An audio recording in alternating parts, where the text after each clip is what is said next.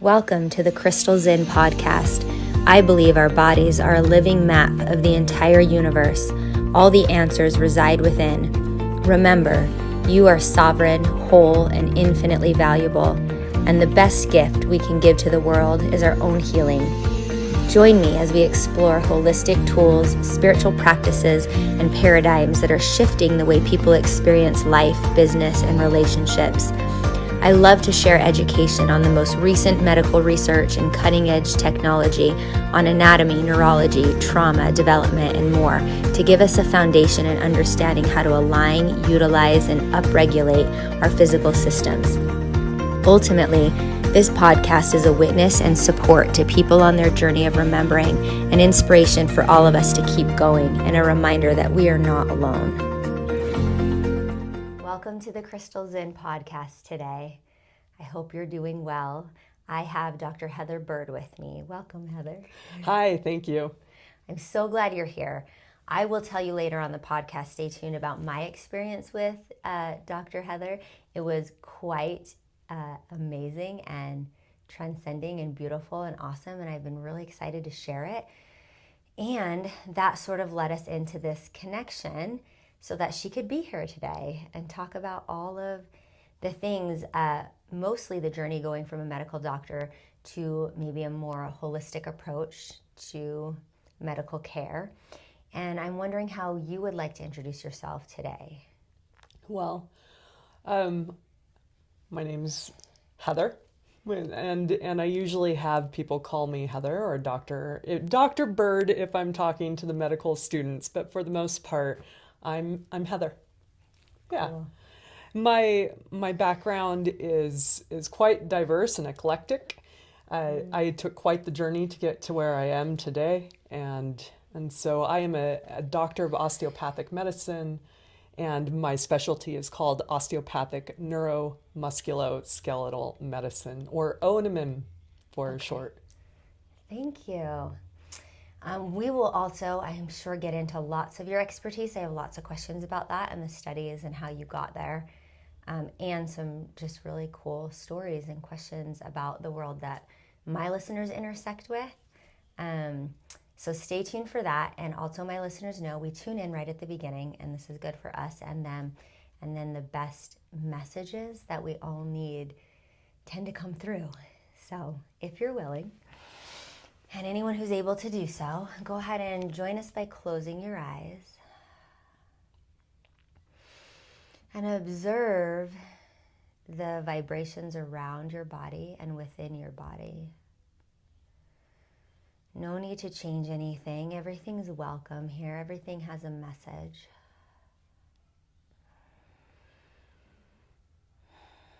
Notice what you're feeling. And then somatically explore those feelings as you observe the breath. Is it restrictive, tight, high, low? To the left or right? Does it have a color or texture?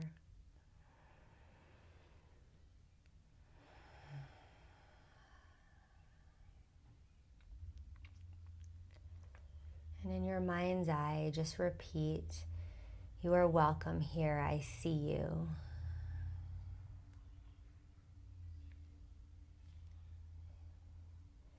And if any feelings in your body today have a message for you, open yourself up to that. What do I need to know right now?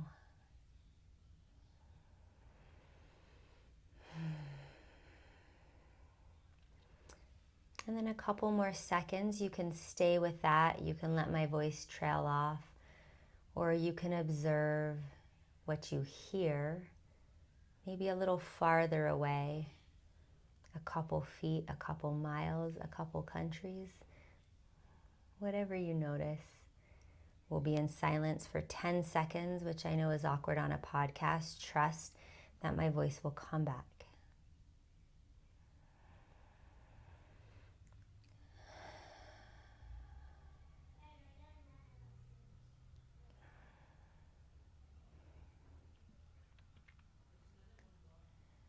And then as slowly as feels intuitive to you today, start to ascend, maybe blink the eyes open, rub your fingers or toes.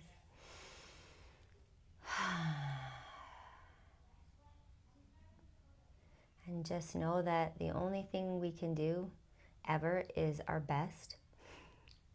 We can only ever be present and human. And so, no pressure here today. We're going to explore some things that are exciting to me and Heather. And if they resonate with you, then be with us. You're really going to like this one. Thank you for doing that with us. This big burning question I've had is, how have you learned to assimilate the spiritual and the intuitive with the logistical and medical background when you work? Wow. I know. That is a phenomenal question. It's a big one because this is the span of my training. This is where I've been and where I am now and where I'm going. Yeah. That encompasses just about everything. So maybe that question will arc our whole podcast from beginning to end. Yes, that's sort of the truly. theme and the gift that I wanted to pull out because I have you here. I have someone who in depth knows it all. How do we sit with the practical and the knowledge and also leave space for the intuitive? And I watched you weave that in the session you did for me. And so maybe if the listeners have that in mind and you have that in mind, that's my big heart-burning question. If it feels good to start with how you actually maybe run a session when somebody comes to you and says, I have this physical pain or this ailment. Maybe you could run us through how do you just begin to address things from A to Z? Okay. Yeah. Good question. So I'm trained in both osteopathic, manipulative.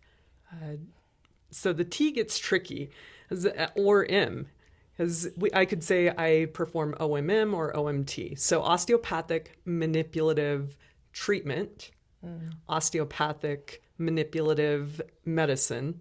These two terms get thrown around a lot, and people get confused on what that is. But we'll talk about that. So I do that in my sessions. In addition, I am also trained in medical acupuncture. I don't think that there is a difference. There's just different terms for it, and there are official terms listed with my specialty boards. And but to the general population, I don't think it actually matters that much. So I perform OMT or OMM, same thing. And that's hands-on adjustments. And that's hands-on adjustments. I was trained in general medicine, and this was one of the specialties that was available to me after finishing my intern year in residency, which is the stuff that TV shows are made of. Scrubs is all about the interns, if you've ever seen that show. Great show. Very accurate. and the portrayal of what that general medicine intern year looks like. But as an osteopathic student, all of the DO students learn this manual component in the training. It's about 300 hours worth of the first 2 years of the curriculum. And so all DOs have this skill set.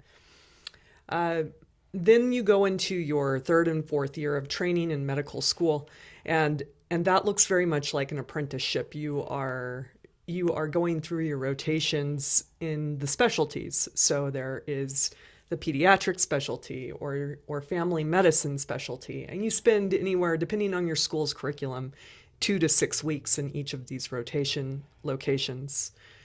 And the neuromusculoskeletal medicine rotation gets handled differently by different schools, but there is a rotation component for the DO student to come and participate.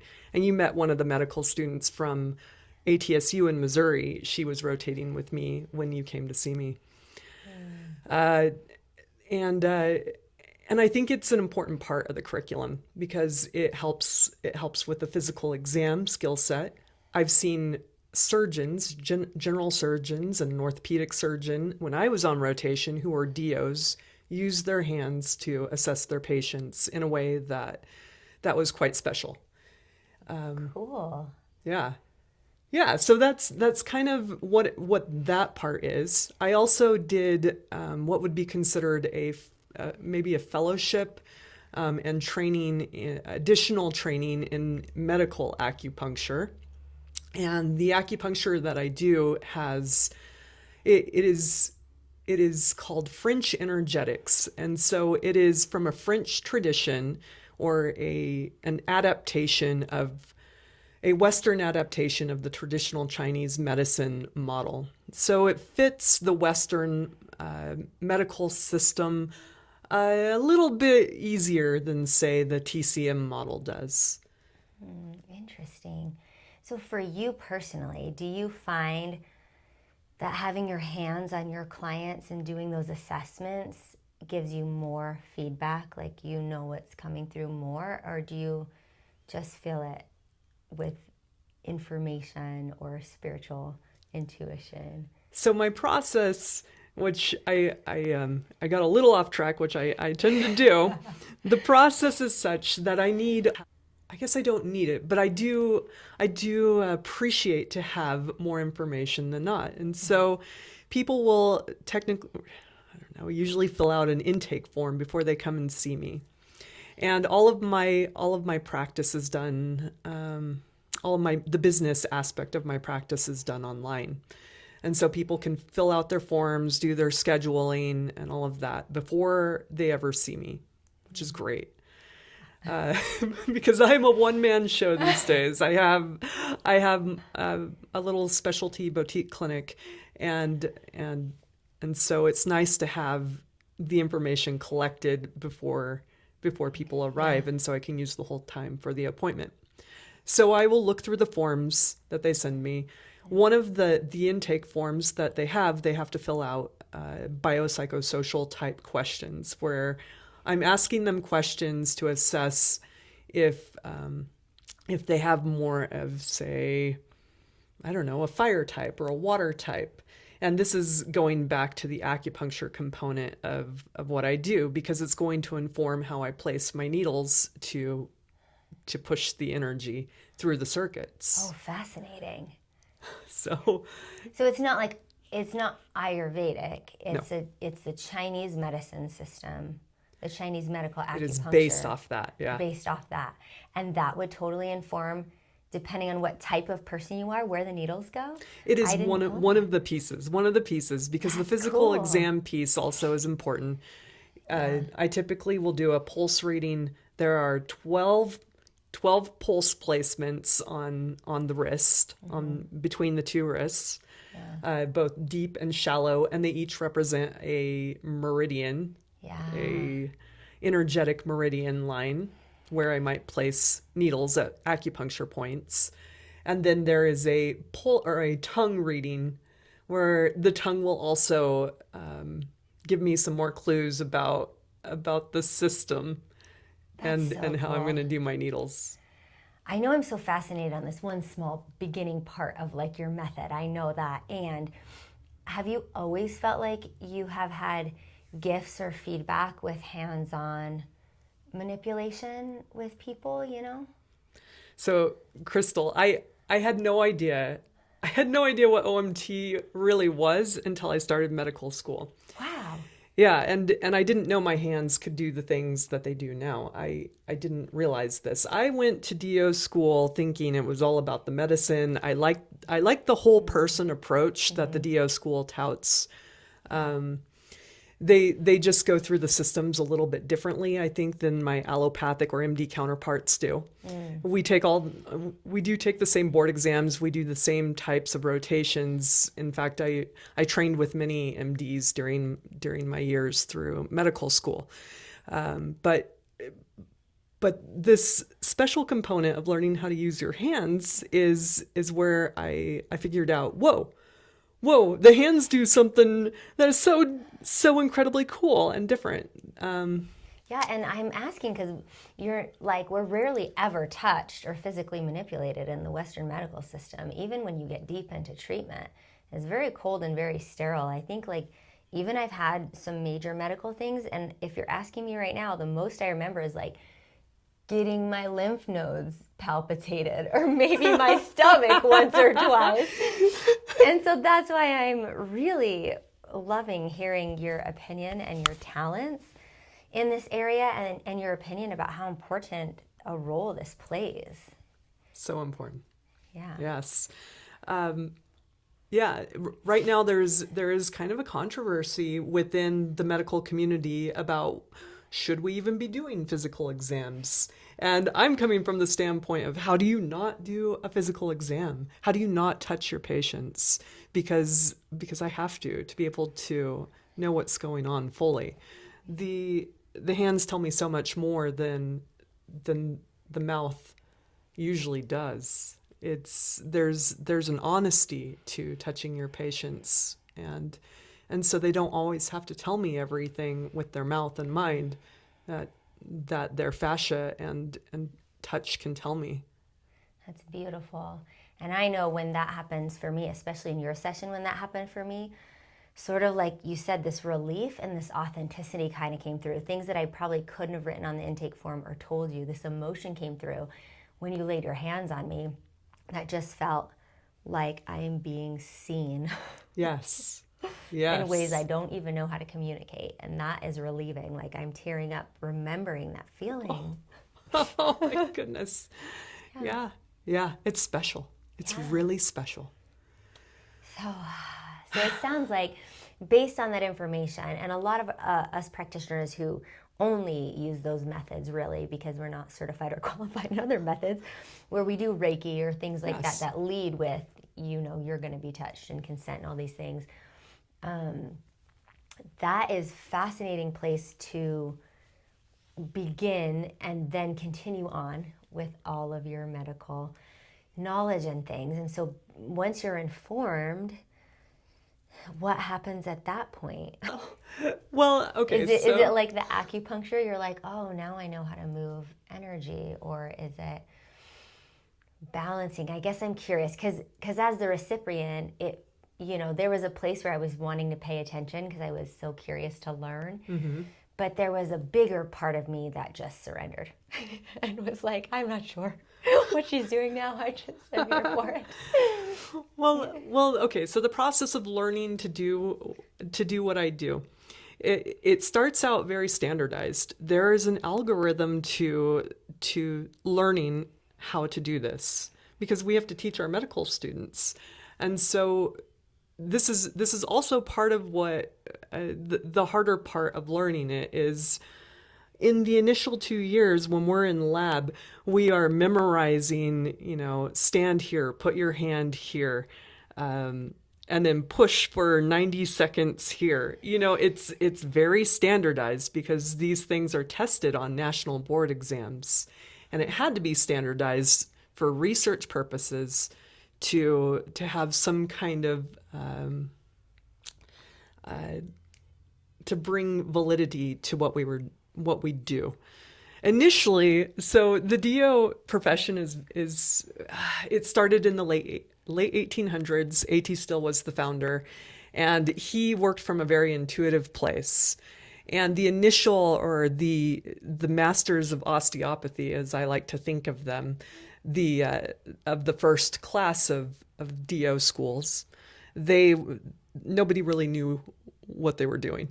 They didn't have the research rigor that they have now, and it just wasn't like it is now. And so there wasn't an algorithm, there weren't standards. It was very much experimental, kind of. It sounds like. Yes, yeah. and then, well, A.T. still died. The osteopathic medical schools were new and still up and coming, and pharmaceuticals started to become a thing in the medical system. And so a lot of schools that weren't osteopathic schools shut down because they couldn't stand up to the rigors of the research that was required. And there's a lot of controversy around this topic. But in order for osteopathic medicine to stay in the mainstream, the maneuvers that were being used, the manual maneuvers, had to be standardized and be validated by research. And so both a blessing and a curse, it does make it valid in a way. Yeah. It does work. We are able to show time and again that if we do standardized maneuvers, that the manual manipulation is helpful for helping our patients heal. Yeah, and that makes sense. In every art form, right? We need some sort of validity, and we need, like you said, and also for quality of practice, right? Yeah. Like we need to know that the students you're training can perform this at that level and aren't just going to go off and do who knows what that you never taught them and then claim that it's that practice, right? We need a standard. Yes. I agree. It's a fine line balance between that. Which sounds like you've been navigating your entire medical career. I bring this up because my practice can look very esoteric to people, and like it is something maybe I'm just making up, but I can also back up everything I do with the science of osteopathic medicine, and acupuncture has some really good literature behind it as well. I can back up what I do. It sounds like we are still in a space where we need that bridge. Yes. Because people still trust that and need that for the buy-in as well. And I was talking to you about that in your clinic, where I was like, wow, how did you make this jump to completely leave the insurance model and all those things? Are we ready for it? Is that scary? Because even the people who are working in a more esoteric space and getting results, if they're not backed like you are still having some struggle with buy-in. Like, what's your opinion on that? Do you think we're ready for that? Or do you still feel like I have to defend this first and then?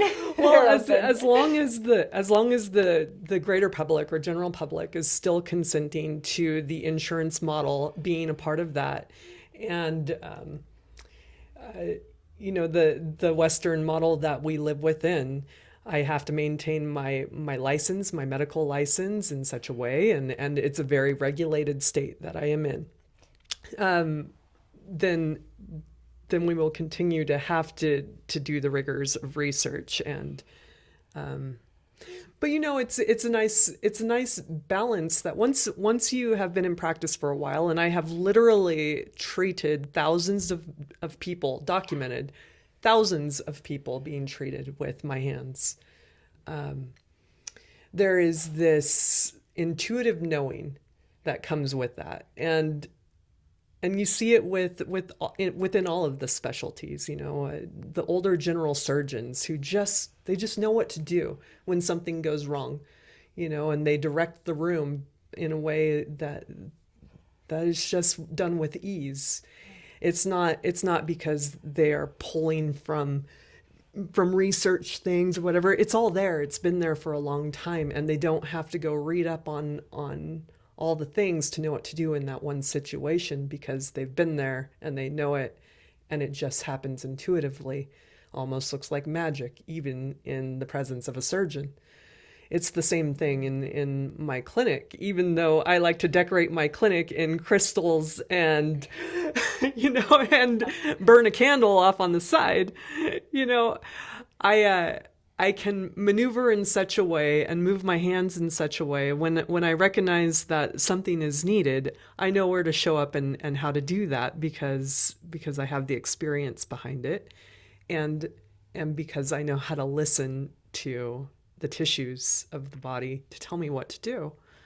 What was the question? I totally missed the question. Well, I love what you're saying. Whatever it was that I asked or didn't ask well, you answered it, because it sounds like what you're saying is, whether the world's ready for it or not, like anything else, what I'm hearing is this change comes in and through us, not from something outside of us, but it comes out from us, meaning when someone is experienced and ready and confident and embodied and has wisdom in the practices, that is felt regardless of literature or medical backing or licensure, whatever it is, once you're in the presence of somebody like yourself or an old surgeon, I definitely felt that in your office, and they start working at that embodied wisdom, those questions just kind of fall off the table because you know you're being taken care of, and almost that visceral somatic, like embodied feeling gives you more safety and confidence than reading a million things online before you're willing to step into this place. And at least I know for me, that's how I guide myself intuitively. And I think that's how we normally teach people. At least I know I teach my children. How does this feel? What does your intuition say, right? So once you're in the presence of somebody, it sounds like you're saying the credibility can be felt at that point. And that's how we move forward with it. And until enough practitioners reach the place you've reached, you know, we're probably still going to have this model. But it sounds like the change, the driving factor, is coming from us and through us, our confidence, our credibility, our embodiment, as opposed to I think the way I asked the question was, is the world ready for this? And how can we move into this if the world isn't letting us? Which I think was just deconstructed in your answer, because now my perspective has shifted, right? It's not about if the world's ready, it's about if we're ready. Yes. And we're showing up like that. Yes. That's actually a really good point, because my treatments vary depending on who I'm seeing. You know, I used to see a lot of older farmers, old farm gentlemen in Missouri, where I did a lot of my training, and I was also an attending there for a while. And my approach with them is very different than, say, my approach with you, Crystal. You know, I can see that. because they have a different expectation of who I am, and I need to show up for my patient in a way that they need me to show up for them. Yes, I still have all of the skills and the intuition in the moment, but I can change my practice from a more indirect approach where it's gentle and quiet, and to be very direct and high velocity maneuvers, and talking very loud to my older patients who don't have the hearing aids, you know, and it's a very, you know, my colleagues could hear me down the hallway just, all right, hi, Mr. Johnson, how are you doing? You know, and we're going to put your shoulder back in place. Yes. And that was helpful for them. And it was the way I read the room. It was the way I read the tissues, and what the underlying subconscious feeling was to approach it in that way. It's nice to have so many different experiences across so many different specialties in my medical training, so that I can be versatile in my practice, right? I can change it up for whatever my patient needs. That just makes so much sense to me. And I love that you said that. Like, why is that not common sense? And speaking of the more gentler approaches, then, I'm new to acupuncture. I think I told you I had it done with my last baby 8 years ago a couple times. Yeah. I've never really felt like I was fully educated on it. And I know it's really vast and so ancient. And I wonder if there's a simple-ish way you could explain it to us. I've never had an acupuncturist on my podcast before either. Okay. And so is there a simple way you could explain how that's moving the energy and the benefits there? Okay. Also, just caveat to my listeners, I felt something I've never felt when you did the heart spread on me with the acupuncture that time. Like, where I was in space and time, my body moving, and subsequently the 3 or 4 weeks since after that, I felt physical things in my heart space. Amazing. Expanding, changing, and every time it happened, I'm just gonna cry to you on this podcast, and then you're just gonna be the doctor, okay? You just explain the things to me. But I wanted to preface it with this so that everyone listens to you very carefully, because that was significant. And I was pretty skeptical about how significant that was, and I want to know why. And you performed something, and that is why these changes are happening. And it was like my body knew that. It wasn't just like, oh, I ate something weird today or whatever. Like, there were moments where, like, I felt more emotion, different ideas, expansion, physical thing. I knew it was all safe and okay and good. It just felt expanding is the best word to describe it. I could feel more, I could do more, I could sense more. Whatever like happened in that session is responsible for this change in me. Yes. I like to refer to it as the inner healer. Okay. and your inner healer or your inner physician consulted my inner physician for a plan on going forward. Wow. Because really, I don't want to do things to people. Yeah. I would like for their inner healer to do the things for them. That's a great And framework. I'm just helping activate that process in a way that could be the most helpful for them. So acupuncture, what is it? Right? So the energy you're talking about, it's called different things in different traditions. In Chinese medicine, they refer to it as qi, or it could be called prana. The nadis in yoga, right? Energy flows. And so you have these lines of life force energy that are circulating around your body. And they tend to have different themes associated with them. And you might have heard of say, the heart meridian. It gets its energy from the heart organ. And the different organs that are associated with the meridians, that's what the meridians are named after, because that's where the chi is mostly coming from or stored there. And then traveling through those lines. So that's why you can do something on my wrist, but it's for the heart. Yes. Okay. Yes. And so you have these lines of energy. Yin and yang is a big topic within the acupuncture. Yin being the more feminine energy, and yang being, or yang as some people say, the more masculine energy. Yin is found more on the front or the yin side of the body, more towards the middle. It's talking about directionality there. And yang is found on the back side of the body, or more on the outside. You have the sun shining down upon your back, coming down from the top and travels to the bottom. So the masculine energy flow is considered to go down the back. And so your more yang meridians are found accordingly. And then your yin, or more feminine energy, comes from the earth and moves up the front of you and up to the top. Cool. Okay. I've never heard the direction before.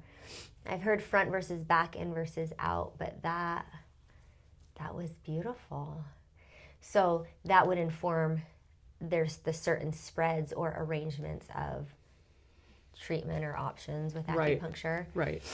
So you want to find a balance between the two, equanimity between the masculine and feminine with the energies. And so if you are expressing more of a dry and hot type of situation, then you need to bring some more, that's considered a very yang presentation, the hot, dry, the redness that comes with that, inflammation, anger. This is very much of a masculine energy, or this need to be very productive, overly productive sometimes, organized, as compared to the yin, or more feminine energy, which is more dark. It's coming from the earth. It's there's a wet to it. If you have excessive yin, then you have swelling, right?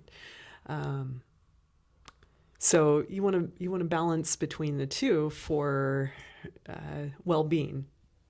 So balance. So is that the goal? What's the primary goal of Yeah. acupuncture? That is always my goal. I'm looking for balance. And the same with OMT. Why they work so well together is because both help me find balance within the body.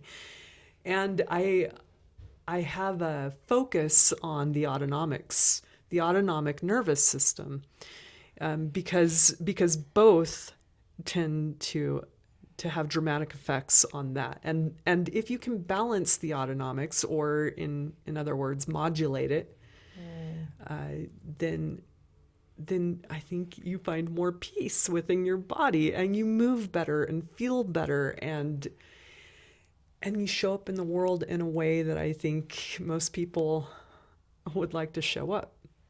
And we need both. We need both the fight or flight, the sympathetic drive to get us out of bed in the morning and get us moving and doing the things that we want to do.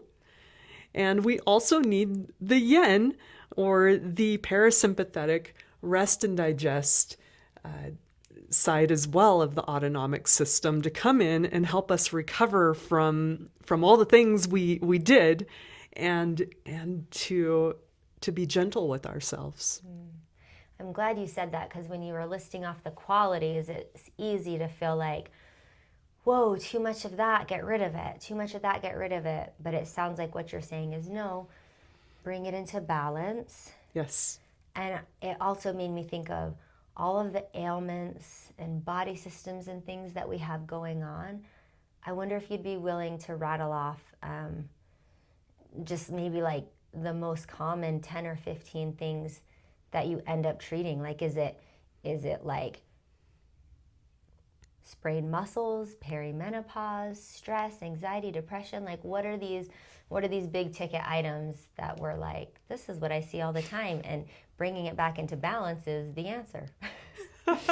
Yeah, really good question.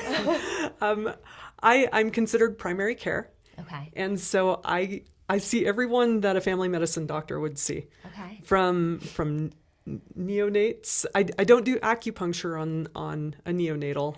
Okay. Because their meridians are not fully formed until about age 7, 8, somewhere in there. Oh. So Okay. yeah, I don't do very young pediatric needling. I might use pressure points, and that can be helpful. Acupressure is a very helpful thing that I can send my patients home with, and something that they can do on themselves. So children that come in, what do they come in primarily for? So children, I know I'm getting off topic. No, a little it's bit, okay. but I We're have gonna to tell get you to- where I've been. Okay. So I used to have a really lovely consult service in a hospital, where I would get consults to go see newborn babies for OMT. If they had problems with latch and suck, or because their tongue wasn't moving well, instead of having the frenulum snipped, so the tongue could move, I would just help with adjusting the placement of the mouth so that they didn't need their tongue snipped in most cases. Not always, but definitely, Cool. definitely helpful. Or for overriding sutures of the head, if they have a misshapen head, which a lot of babies do, when they're first born. And so I go in and I help with the rounding of that, or to speed up Instead that process. of like a helmet. Yes. And there is quite a bit of literature out there to compare helmet versus OMT, and they find it to be comparable. Yeah, you just don't have to deal with the helmet. Yeah. Cool. Oh my word, I love that. Okay, so primarily your patients come in for what? And the reason why I'm asking you this is because in my head I'm like thinking of things I have, other people have, and the question is like, wow, is this an unexplored avenue for? Yes. Blah, blah, this list. Yes. Okay. People for psychiatric conditions, mental health. I'm also seeing people for wellness. So if people want to, they're doing great, but they also want to do better at their sports, or who knows what it is. We all have things that we want to work on, and it seems like like acupuncture and OMT can help people improve their game in that way. I see a lot of athletes. My husband is a professional BMX bike rider and ramp builder. He builds these amazing ramps, and athletes from all over the world come to Utah and inevitably end up seeing me at some point too. That's cool. That sounds like job security right there. I mean, people flying off giant ramps on their bikes, they're going to need you. That's, yes. Yep. So musculoskeletal complaints is definitely something people come see me for. It's in the name of my specialty. I see people for hormone therapy. So I have things I can do for perimenopausal type of symptoms to help with that. So is acupuncture a good solution for balancing hormones? Absolutely. Yeah, I think it is. Yeah. That feels huge right now. Yeah. Yeah, let's see. What about allergies? Yes. Yeah, acupuncture for allergies is really nice, even with OMT. So I like to manipulate with my hands first before I put the needles in. I just find that I get a more robust response if I do both. And I think in some traditions, in TCM, they learn a form of massage. I don't know a lot about that, but they do. And it seems to help it works in conjunction with the needles. So with allergies, I'm approaching it with my hands first, thinking I'm going to open up the lymphatic pathways. I'm going to make sure that the head, the bones of the cranium are well aligned, and so everything can drain well.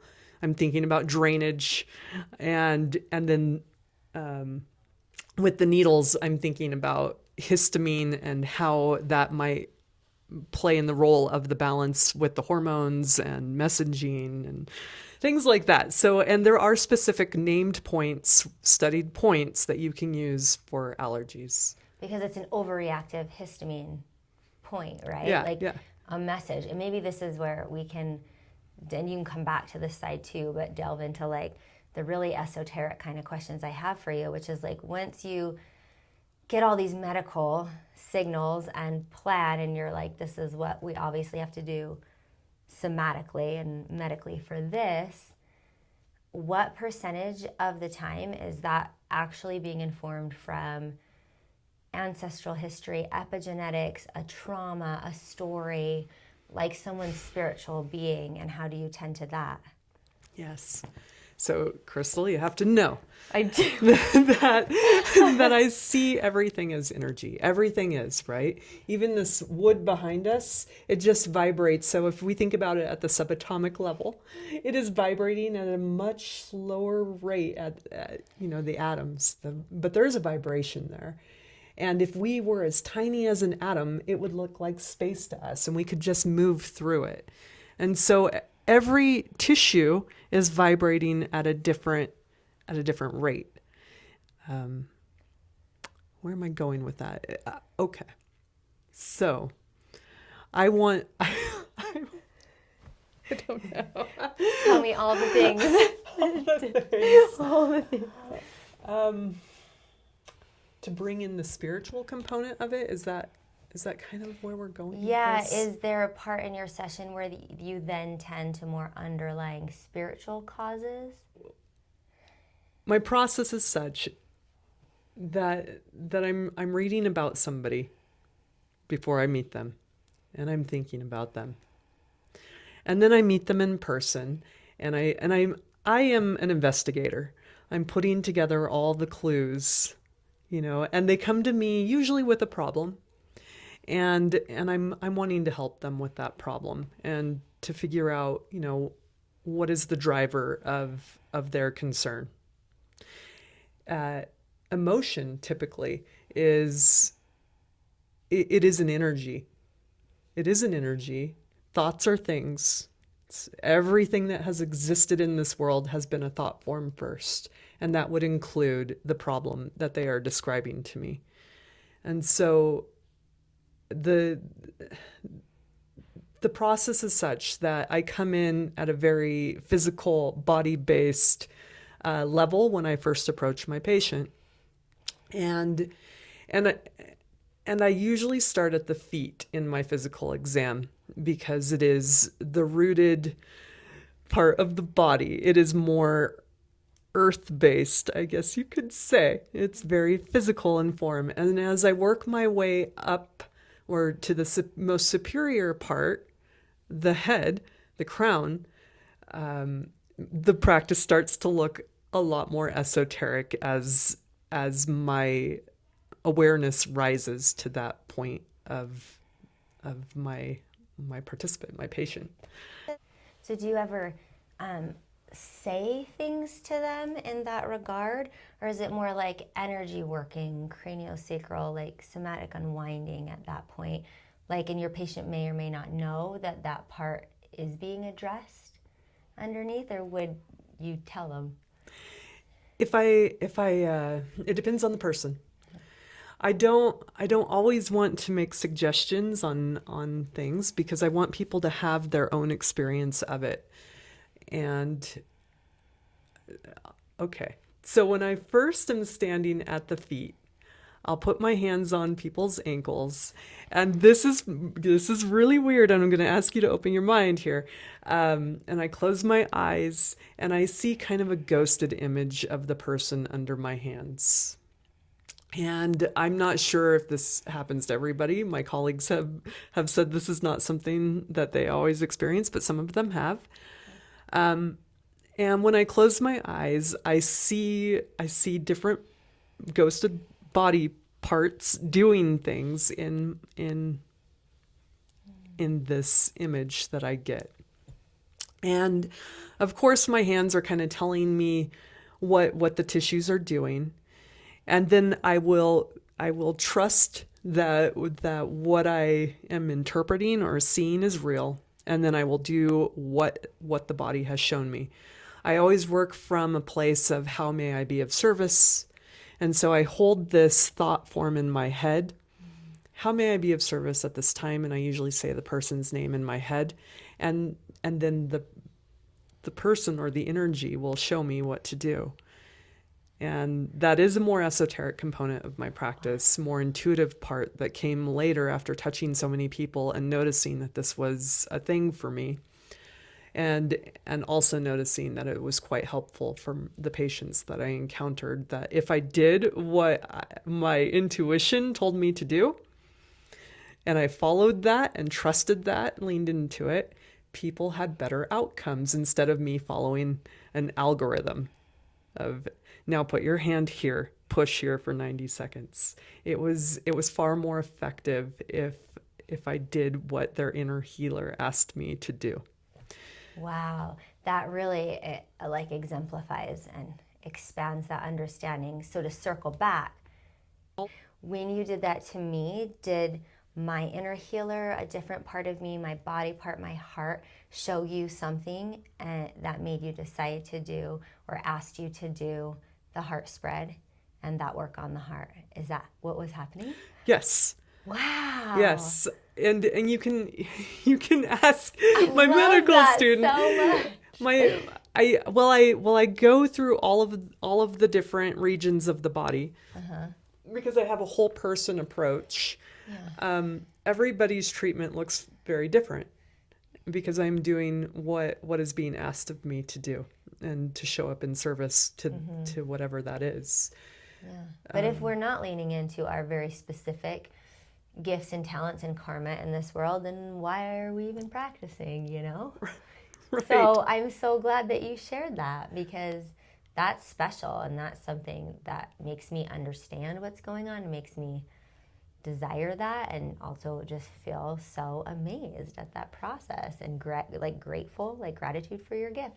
Thank you. That you're willing to step into it and share it and be like, this is what's happening and I'm trusting it. Yes. It's kind of out there when I describe this to my allopathic colleagues, you know. But once somebody's been treated by me, they understand. It's sometimes hard to describe what I do because because I am layering the modalities that I've learned in such a way that can be confusing to, say, medical students who are learning each modality individually.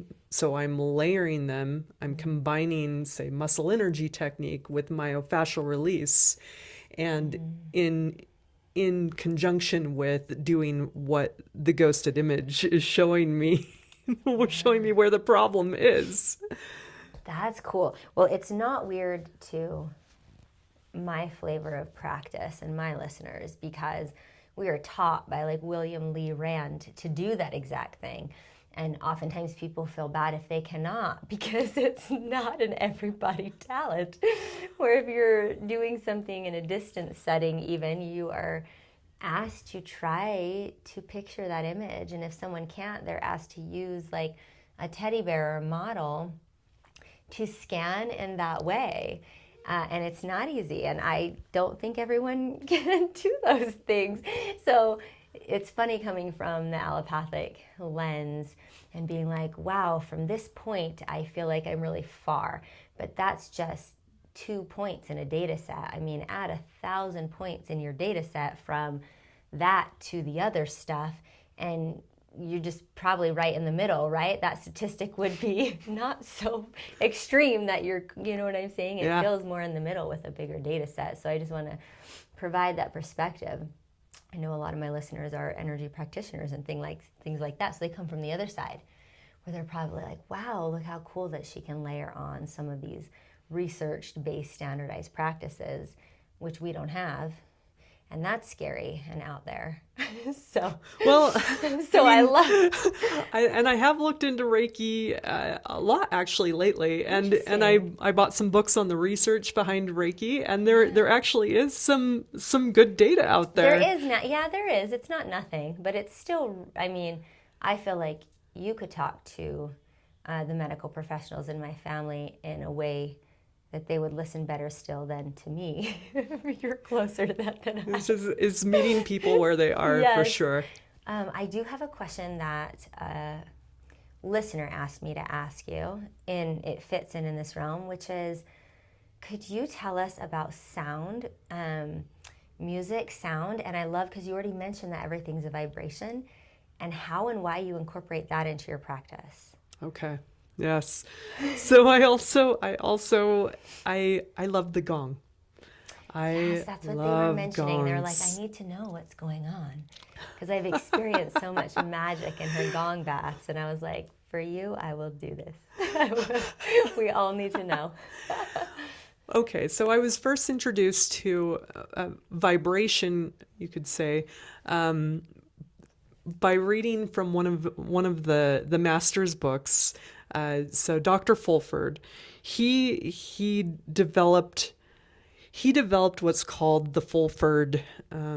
It's I don't want to call it a vibrator, but it is. It's a vibrating machine, and we actually teach the medical students about the Fulford percussor. Is it like the plates that you stand on, like at those fit? I mean, I was just at FitCon, and you go to like some really intense gym, and they have those plates you stand on. I mean, technically, yes. It's a little different because it's more focused, and you're putting it on bony contacts to create vibration. Oh, okay. And vibration can change the body. It can. So you can. Remember, I told you every organ has a different vibrational tone to it. And if the vibration is off, it can cause a disease state. And so if you can bring the organ tissue back into vibration to match its healthy state, then it will be returned to health. And in my mind, oh yeah, it's that easy, except you have to know how to do that, right? Yeah. Wow. And what does the gong do? So the gong vibrates. Okay, so whoa. Yeah. I mean, you have one behind you. I know a little bit about it. I'm just asking the question. Okay. It's because you know more. I think that meditation. Let's talk about meditation first, and the brainwaves that are happening during meditation, and how healing meditation can be. It's healing because it puts you in a state of recovery. Your parasympathetic drive comes up. That's one of the reasons, anyway, that I think that it's so healing. But when you are put into a state, you're so you and I talking to each other, we're in a beta wave right now, right? We are alert, we are awake, we are thinking and processing. But as we fall asleep, we go through, the brain changes waves, and you go into REM, and then you are replaying the day, and it helps you to remember and learn. And so we're doing these things in our sleep. At the theta wave, you can journey, you can go places. Yeah, that's the one I've been told you want in like yoga nidra, and the one you're generally in a good meditation that provides most of these benefits. Is that true? Right. It is true. And well, alpha state is also, it depends on what you're looking for in your meditation, because the alpha state is where most of us are in at least the initial stages of going from beta into more of a deeper state before you start to journey. You're in the alpha state where you're doing, your body scans and relaxing into the parasympathetic. Yeah. The gong tends to vibrate at, depending on what kind of gong it is, but it can put you into the theta state, because it will entrain the brain waves. And that entrainment will get you there much faster. And you've probably heard of gong journeys. Yes. Yes, people actually go places with their consciousness during these experiences and learn a lot about themselves in the process. And this can be quite healing on a generational level. So if you have ancestral trauma, this is the belief behind that. And I don't know how much research is behind that, but that's my approach on it. In addition, people are in a state of recovery too, and so they are open to restoration of the body during the experience of receiving the sound. It's just another modality that I have, another tool that I have to be of service. Yeah, because it sounds like primarily the sound, the vibrational benefit, and the gong, its benefit, I guess, primarily lies in getting you in theta brain waves and getting the body in a state where it can heal itself. Yes. Right? Once again. Yeah, the inner healer comes into play again. You're just setting the atmosphere that's conducive for that. And you can play it in such a way that it can be relaxing, but it can also be confronting. That's what I was going to ask you, because when I first started listening to gongs, it was really irritating. Yes. And now I love it. So I was wondering why that happens to some people. Is there a way to mitigate that, or is that just part of the journey? So I actually think it's important. And this tends to be a controversial subject as well, because people are like, whoa, I'm being traumatized by the gong, whatever. But I think that it strengthens the nervous system ultimately. If you've ever done Kundalini yoga, and maybe in the very first parts of it, there are some more extreme kriya that you can do that will make you feel quite sick, like literally vomiting or nauseous. And this has happened to me, at least in my experience of Kundalini. And I think it's the same thing with the gong being confronting, because I think if your nervous system really is in a state of it is maybe been through a lot of trauma that hasn't been processed, and you're experiencing a lot of symptoms that come with dysautonomia or dysregulation of your nervous system, that the loudness of the gong could feel very confronting. But to someone who has a nervous system that is more intact and robust, it could be really elevating and make them feel like they are ascending. Yeah. Right? What would be the approach for someone who wants to do that, but they're still having some inflammatory response to it? Well, I love Kundalini. Okay. It's something that I regularly suggest to my patients as an assignment to go home with. there are some free apps that I'll suggest to them, and to go home and to ease them in through Kundalini to help the nervous system become more robust. Putting them right into a gong bath that's very confronting is maybe a little too much for them. But sometimes if I add acupuncture needles into the experience, it can really help with the modulation of the nervous system, balancing the autonomics, and so that they can actually be a part of the gong session in a way that they might not otherwise be able to. And so I do offer acupuncture in my sound baths. I didn't know that, and my whole body just went, what? You can do acupuncture and be in a gong experience? So wow. the acupuncture that I do for the gong experience is not as, it's usually not as specialized for the person. It's more of I'm usually doing acupuncture with the intent of helping the nervous system stay balanced. And so it is a uniform spread for everybody, a uniform protocol that I'm using for everybody in the room. That's really cool. Thank you. My whole body is like processing, wow, what a service. And how amazing, especially when you mentioned primarily there's a lot of psychosomatic patients, like, and things like that, anxiety, depression, things going on that come to you. It just seems like this way of putting the modalities together is like, it's just phenomenal. Like, it would just be so efficient and targeted for things that I feel like are the most undertreated and misunderstood. And quite honestly, probably the biggest struggle of our culture right now in this day and age. Like, you know, what are other people's options? Repression, pharmaceuticals. I don't know. Like, it's a difficult thing to treat. And I'm not speaking about it just in general, personal experience.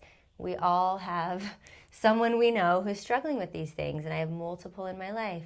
Children, spouses, you know, family of origin. Like, everyone's dealing with these things and has really not a lot of options of how to go gently treating the nervous system without a lot of prolonged, like, negative side effects. And so that's sort of where my brain went, was when you talked about the sound, it sort of felt like this culmination of your process, right? Where it was like this journey and like a supplemental supportive, like, what's that word, maintenance? Yes, right. Way of being and just staying healthy.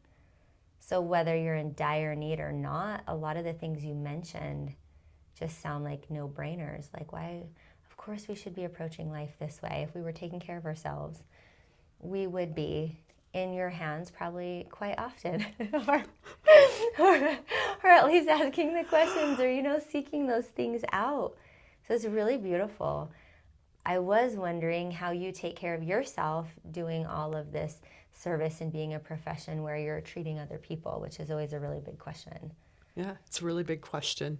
And I've been the patient, you know, so I've been through so much of what my patients come to see me with in regards to the autonomics being dysregulated. And so I find that I have this understanding of where people are when they come to see me, because it has been very much my journey. And I think it is a human thing to go through for many people. I found that when I went to medical school, I had no idea how stressful it was going to be until I was in the throes of it. And it was so stressful, Crystal. The first year just about did me in. And so I discovered meditation after that first year. And meditation really changed the whole experience for me. It helped me reshape my perspective. And that's a huge part of it, is seeing your trauma in a new light, so that it is something that is actually helping you, something that is of service to you, rather than something that is breaking you. And so instead of seeing myself as a broken person, which I did initially before meditation, before the process of change came, I approached life from a victim standpoint. If you were to have read my medical school personal statement, it was all about the trauma that had happened to me and how I wanted to help other people, not be in that space. But if you are a victim of your circumstances, it's really hard to help other people if you're still in that mind space. And so I had to change it. I had to change how I viewed my trauma, because it was not helpful. It was making the stress more stressful because I was having flashbacks. I had some PTSD that I hadn't dealt with, and that was coming up for me when I would have to, even just reading about car accident victims, or like people who were traumatized by different things that I had been traumatized by in my younger age. It was very emotional for me, and it's hard to make clear and rational decisions from an emotional standpoint. Meditation really helped me find equanimity, and so I could approach situations from a logical stance. Yes, still be empathetic or compassionate, really, is where I want to come from. I want to come from a place of compassion for others, but to do it in a clear, logical way. So meditation, that is the foundation of my wellness routine. I like the Kundalini for being able to raise energy and to, you can do so many different things with Kundalini because it affects consciousness. Yeah. The nervous system is more robust because of it. And the asana, I love yoga. Yeah. I don't know if you knew this about me, but I love yoga. I didn't know that. I do. and it informs, how I practice in life. So I start every morning with a 10-minute meditation, silent meditation, and then I do a Kriya. I usually have some 40-day Kriya going on. Yeah, I love it. And then I'll do an asana for about 20 to 30 minutes for strength and to make sure my fascia moves appropriately and well. Yeah. And that's kind of the daily routine for me in the morning. At night, I stretch before I go to bed. I meditate for 10 minutes before bed. I have a little ring tracker I like to wear, and if I do not meditate before I go to bed, then my sleep is a lot more rough. So I can see that it is really obvious to me that this routine helps me. Yeah, that's beautiful. And I love the simplicity in it because it's the same thing we always hear to take care of ourselves. Yeah, it's accessible. I do acupuncture on myself too. Oh, yeah. Okay. I had a patient not show up the other day. They had other things going on, and I took the hour for myself to place the needles and take a needle nap. Wow, that's really cool. That's really cool. I love that. And that's probably the best advice, if anyone's listening too, is that consistency really does make a difference, doesn't it? And when you're off a couple days or a couple weeks, you're like wondering who is running this life that I'm trying to take accountability for. Yeah, you feel it. You totally feel it. It's really hard. Yeah, thank you for that. I have just one or two more questions if you're up for it. And they're like a little bit more about maybe some personal stuff. So you just decide how much or little you want to share, because I'm so curious and resonate with the animals in your life. Nope. And how much you love animals, and keep hearing about your birds. And I wonder if you'd share anything about the significance of them and things like that. Yeah, so I was a veterinary technician before I went into human medicine. I was a licensed vet tech for 10 years. I love the animals. I have 2 African gray parrots that are like toddlers that never grow up. and they came to me. I specialized in avian medicine, so bird medicine, Cool. when I was a technician. And both of these birds were given to me along the way by people who didn't want them. So they are now, Zaire is my male, he is 32 years old, and my female is 22. And they have been with me for a couple decades. Wow. How long do they live? Maybe about 50 years. Okay. I hope they live forever. I know. That is so cool. I just love that voice.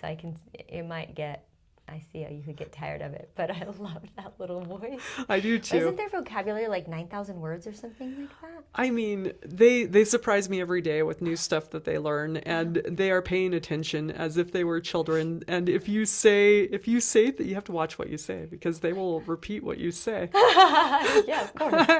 and the funny With no part is filter. they do it in context, and so they are understanding what they say. One of them says a word that always comes out when I drop something, and it is uncanny. It's really funny, and also maybe I shouldn't laugh so hard when it happens because it encourages it, but That is so but funny. also I want to encourage it. But also, what is life for if we can't enjoy some of those moments? No, I love it. And as I've been working with animals too, I just noticed that all the things you mentioned, reading the energy, hands-on palpitation, like all of these other practices that a doctor couldn't survive doing animal medicine without Right. that, right? Right. So it's a very interesting medical practice. I mean, acupuncture and manipulation for horses, Yeah. pretty powerful. Yeah, you see this happening. That's This is a thing. That's what I've been leaning into. I have one horse right now that goes to the chiropractor. I hope my husband doesn't listen to this. What are you paying for? She goes to the chiropractor every Yeah. month. And every time I'm just there absorbing it all, learning it Mm-hmm. all, like watching the manipulation, watching the science, watching how their nervous systems work. And I do have a plan one day when the kids grow to just start stepping down that path of veterinary school Awesome. again. So Whoa. we'll cross paths the other way. You started there and did medical school. I started as a medical school dropout, and I think that may be the later half of my life is Wow. going in that direction. Because what else are we going to do with our time? That's right. I mean, I can That's probably do right. it in a very less stressful way because apparently I already know Kundalini and meditation. So hopefully it won't be as stressful Yeah. as the other people participating. Anyways, I just think that is a really cool history, and a lot of people would resonate with that, especially a lot of people who are sensitive, or a lot of my listeners who are in this world really understand and heal and get behind, learn from the animal kingdom. And so I think it informs and probably plays a part in your intuitiveness and the way you work and understand things. I think that's cool. I also wonder if you'd be willing to share about a little bit more about maybe a helpful framework for calling on our angels or ancestors for help and things, because some of that came through after my session with you as well, and probably during the session, that I think is pretty incredible, important, and true, whether people know what's happening or not. I think there are guides, always here, guiding our path, and I think you had a really cool perspective on it. Great question. Yeah.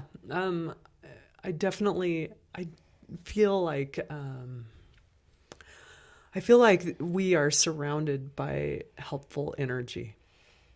And it's recognizing that that can sometimes be challenging, right?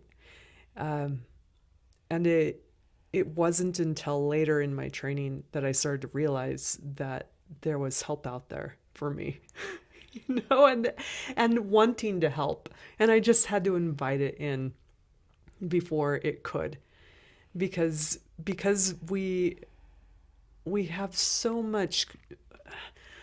I think that we have a lot more power over what can come and go in our perspective and our consciousness than sometimes we realize we have power over. And so you can invite in the bad, you can invite in the good. And if you consciously choose to invite in the good will show up for you. It will continue to show up for you. But if you are expecting the bad to show up, that's an invite for the the bad. You say good and bad. Maybe it's a lesson you're inviting in, something that you don't really want, but you're inviting that in, asking for it. One of my earlier lessons where I got things that I didn't necessarily want, but looking back, I asked for. I had a theme of love for about a year. I wanted to learn about love, and in my opening meditations for the day, I'll usually say, "Hey, dear universe," or something to that effect of, "I really want to learn about love today." Oh boy, that's a big ask, Crystal. Like, how do you learn about love? Well, you have to be shown what it is to not be loved first. And you're inviting that in. And that's okay. And you have to be okay with what it feels like to not be loved. And then you start to learn what love is. Because there was the void there.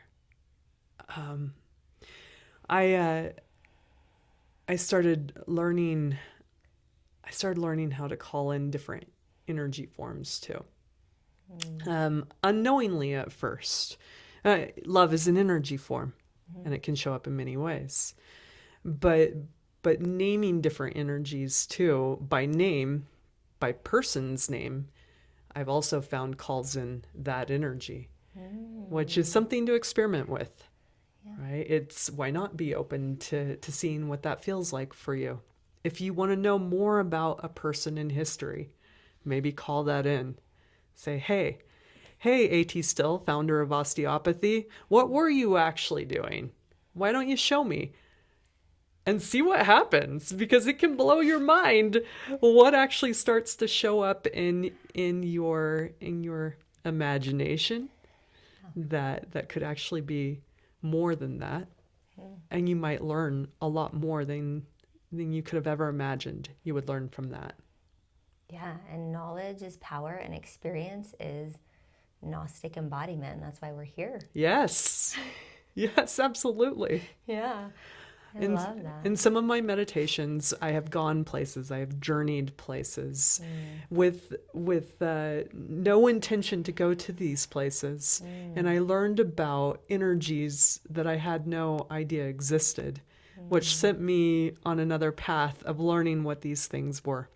So being open and curious and maybe even calling things in that you are curious about, to have a more embodied experience of what that is powerful and awesome. Yeah. And I think that's just wise. I think that's really cool in a really simple, like pop topic way. It sounds like, I love what you're saying, even in just like the manifestation practices that people like to talk about these days. It's like, people can start with not knowing that you have that power, right? You're a victim. And then you find out about some of this creation power that we all have. And so then you go there, right? You take a journey, you use it, you ask for that embodied energy, but then you'll learn about it. Right. And if you've been there, y'all know what I mean when I'm saying you learn about it. It doesn't mean you become internet famous overnight. Maybe you do. Or you become the world's next pop star. Or maybe you do, but what I mean is you learn about it. Whatever you learn more of, you learn all more of. The good, bad, the ugly. You expand, you learn all about it, right? Right. And then kind of like you're saying, you come to the other side and you're like, oh, the means was the end, actually. Now I have wisdom and learn about it, and so I can use that energy for what I need it for, but it's no longer like, this pot of gold in the sky or something that you think. I guess there's just less good and bad, like Rumi and Ram Dass talks about all the time. It's just more of like, is this energy helpful for me? Right. Is this supportive for what I'm learning? And that's why I just love the way you talked about it, because you can call the support in when you need it. You can move in a certain direction in your alignment and your journey with help. Like, I guess we're always surrounded by it. It's always here. And the biggest lesson, it sounds like, is be mindful of it. Yes. Don't be unconscious of it. Just be mindful of what you're calling in. I love your example of the victim paradigm and how you wrote that. You wrote that entry to admission to medical school. So that's so interesting to see how far we've come. Yes. I'm curious how you'd write it now, but mostly I like to end with this question of, if there's a message or something on your heart, if there's just a learning you feel like is so pertinent to yourself or the collective right now that you might be willing to share with us, what would that be? Great. Good. So I think right now we're going through such a tremendous amount of change with technology, and our world is changing really fast, right? And you hear about AI coming in and taking everybody's jobs and just annihilating the world as we know it, maybe. Or it could be one of the best things that happens to humanity, right? And somewhere in the middle is where I like to be, with equanimity. I think trusting yourself more is the message I want to leave. Because when we are not trusting, we tend to allow fear to come in and make our decisions for us. But if you can trust yourself and have the courage to do what your heart is calling you to do, then you don't give away your freedom. You don't give away your power in that. It's one of the things that I see happen to so many of my colleagues who talk about right now. Burnout, that word, is such a big word used in the medical industry for doctors, for nurses. But really, the medical industry would be nothing without them. And they have more power than they realize they have to be able to change the system that they are in. And if they trusted that and went with that, I think that they could make tremendous change. And with the knowing that AI is coming and that the algorithm-based thinking is going to be taken over by AI, because AI does algorithms like a human never could or should, really. Yeah. I think trusting your intuition is going to be really so important as we move forward with the technology, because technology, as far as I know, doesn't have that kind of intuition. Yeah. I haven't heard of that yet. An intuitive AI. Oh. No, but I love that. Thank you for that message. Self-trust. Self-trust. Yeah. Thank you for that. And I'm really looking forward to re-listening to all of this when I edit it too, because it's so full of so much. And I'm really just appreciative of your time and the space you made today. Crystal. Not only for my session, but for this offering. And verbally, can we tell everyone how to reach you? What's your Instagram? What's your preferred method? Like what events you have coming up for anyone who's local? And of course, all this goes in the show notes. My clinic is called Feather and Flow DO. And I'm on Instagram at Feather and Flow DO as well. Okay. I have an event for the summer solstice coming up where I'm doing an educational booth at Purify Wellness Center in Pleasant Grove, Utah. That's going to be tomorrow. Tomorrow. Yeah. Well, okay. So summer solstice stuff. I have various things popping up. I'm actually going out to a dunk camp. I don't know. So sports events, I'll show up at different sports events and I'll have the table out there helping athletes out. And people could book you. Yeah, people can book me for that. Right? They can go on my website and see when my next sound bath event is going to happen. Okay. And Instagram, I'll be posting on there as well. But I'm still kind of new in the space on my own. So this is one of the things that I am trusting myself on, moving away from a schedule that was made for me and administrators who did everything to kind of set up what my day would look like and tell me how to do everything, to trusting in my own skill set and know that I can dictate my own schedule and be okay. And be okay. That's the part. We can do these things and be okay. That's the part I'm working on too. And I'm just really excited to see how the universe expands things for you and opens the doors and what you intuitively feel like grasping onto. And I mean, it just, in my mind, the possibilities are endless, Yes, me too. Because the space for it it's just curious and fun. Like my practice right now is in my morning meditations to ultimately cultivate a feeling of who am I and what does the universe want from me? And just kind of sitting in that space of uncertainty and receptivity. And it sounds like that's also where you're at. And we're blessed to hear from you and know you. And gosh, I just love it. Nothing lights me up more than people leaning into this sort of eclectic gift expansion. Thank you. Well, thank you. I'm so excited. Okay. Thank you for listening. Connect with me on Instagram at Crystal Zinn Yoga.